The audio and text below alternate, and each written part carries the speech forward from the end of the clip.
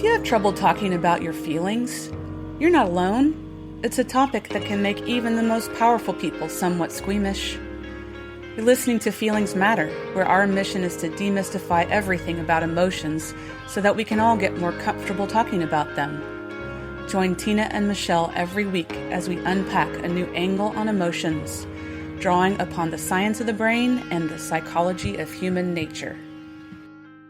Welcome to Feelings Matter, brought to you by Mindful Appy. I'm Michelle Stinson-Ross. We do have a special guest, Mr. J. Alexander Greenwood. Your friend Jason McIntyre happened to show up with a question. The author, Jason McIntyre. Thank you, J. Mac, for showing up and joining us today. And I love this question. Do you think current events and media depictions contribute to mental health degradation en masse? And this also leads into kind of what I wanted to discuss as far as what's the importance of realistic representation of people with issues like PTSD, anxiety, depression, etc. So thank you, J-Mac, for asking this question.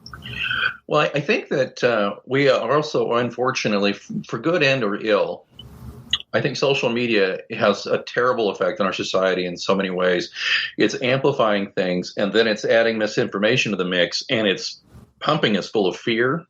I think the news media has some blame, too, pumping a society full of fear. When you turn on your local news, and I don't expect it to be sunshine and rainbows, but police chase, murders, corruption, it's all the bad stuff.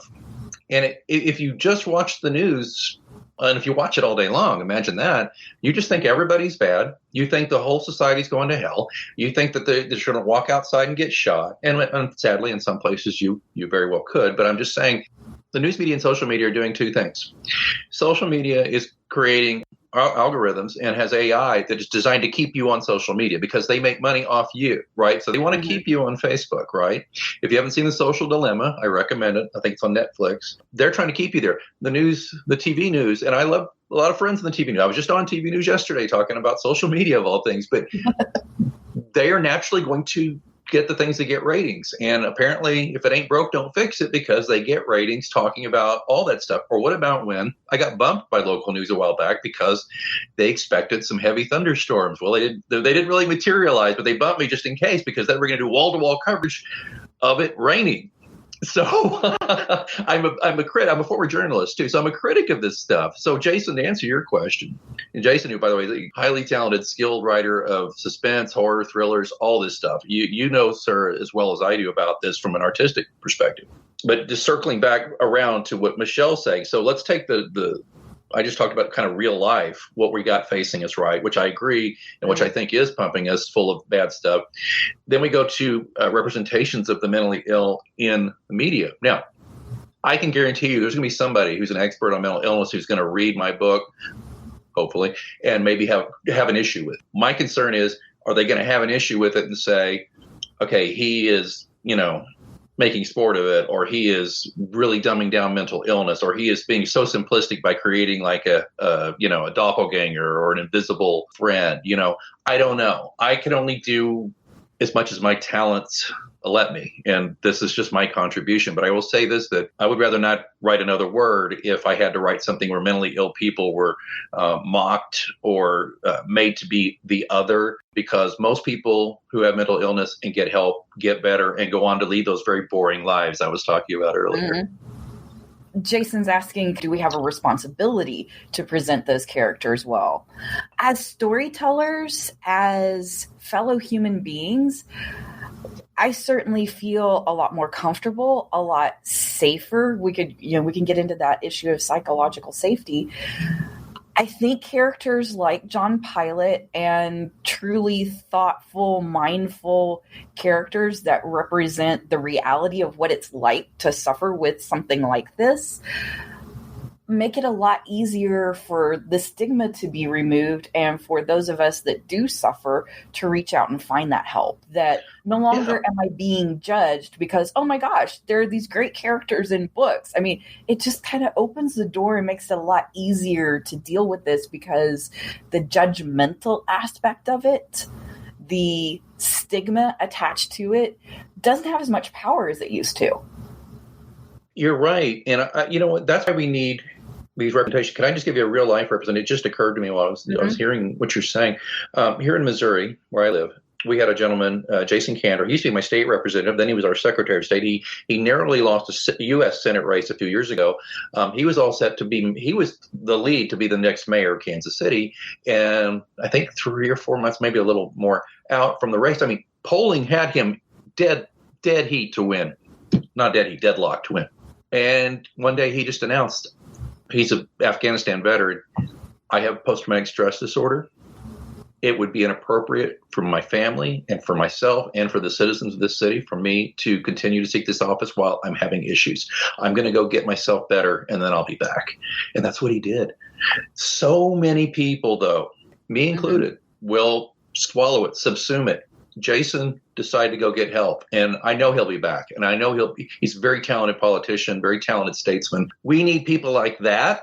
And we need in our fiction, and to Jason's point, and Michelle, to your point, we need, I think authors have a duty to not. I mean, look at, for fun, and this is not really the same thing exactly, but for fun, Google Hannibal Lecter representation of serial killer. Most serial killers are not brilliant. And by the way, I'm not equating mentally ill people with serial killers. I'm just trying to make a point about please, save your cards and letters and your emails and most serial killers are not Hannibal Lecter anywhere near. Okay. So when you turn on the television in particular, and, you see people who are mentally ill, I'm not going to even repeat a lot of the stereotypical stuff, but it makes me cringe, especially when I know for a fact that many of the doctors I've seen I suspect many, but I know a couple who have treated me for other things have had their own bouts with it because everybody's human and everybody who's honest with themselves. I'm not saying everybody's had mental illness, but everybody's had a mental issue of some sort if you're a functioning member of society. So it's just this idea that, you should be embarrassed or hide it. I often wonder if I'd gotten elected, would I have done that? Would I have stepped forward and said that? I don't know. I'd like to think I would have said I got elected, but I was continuing to have problems because I can imagine being elected and being in that pressure cooker, the Capitol, and then wanting to run for Congress, which is what I really wanted to do. My inner Simon would have found a way to either make me self-destruct in one way or another or push me out there and say, go get some help and explain why. We have a duty to our readers and to our viewers and to educate a little bit. Michelle, I think your point, is good. And Jason, your point is good. We need to educate the public and our listenership. This is not a stigma. This is not a scarlet letter. If you have diabetes, you probably take insulin every day. If you have depression, you probably take an antidepressant. Why do we allow as a society this to be a stigma? We just shouldn't. Support for this podcast comes from Mindful Happy. Your feelings matter and Mindful Happy can prove it.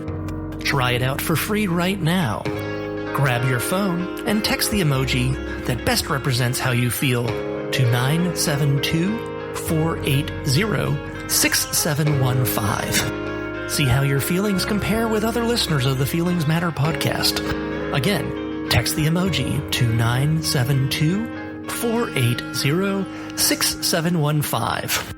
And now back to the conversation. I have a tendency to agree with that. And I will point out, as Tina and I have talked through this and just being aware of our emotional states and how it affects our job performance, our relationships, all of those sorts of things.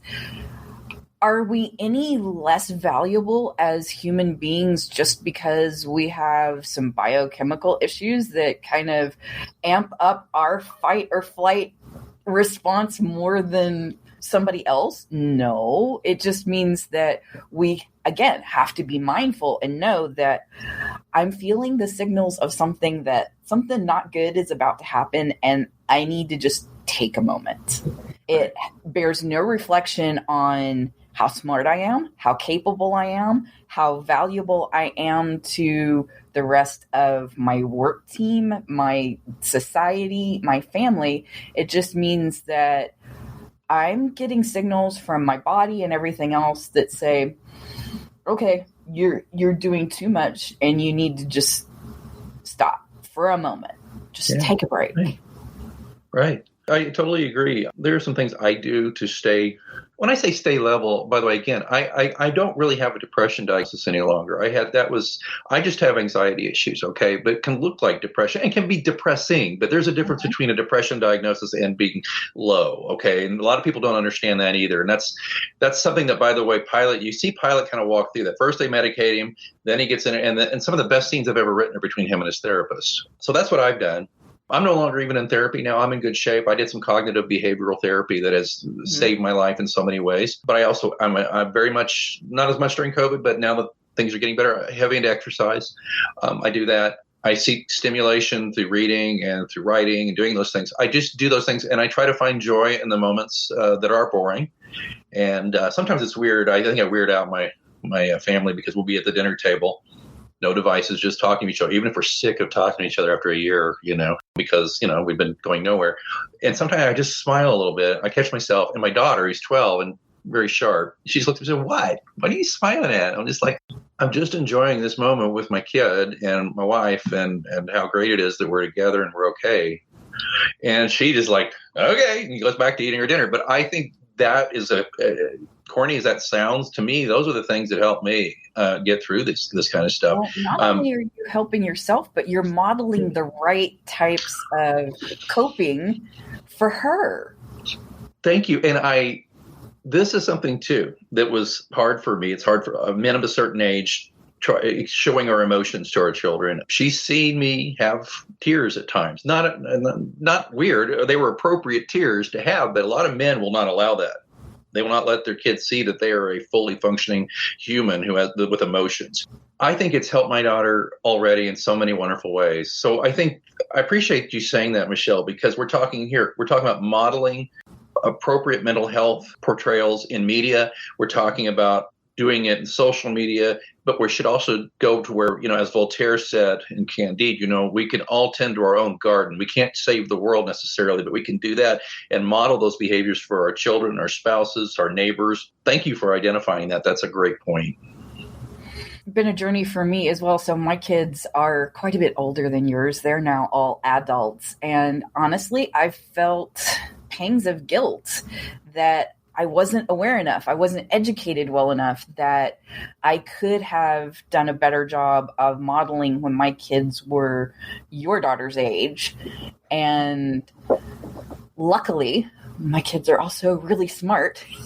Yeah. They have found the resources that they needed when they needed them to get them through their own mental health crises and things like that. I value it so much because I feel like in some ways I missed some opportunities when my kids were younger.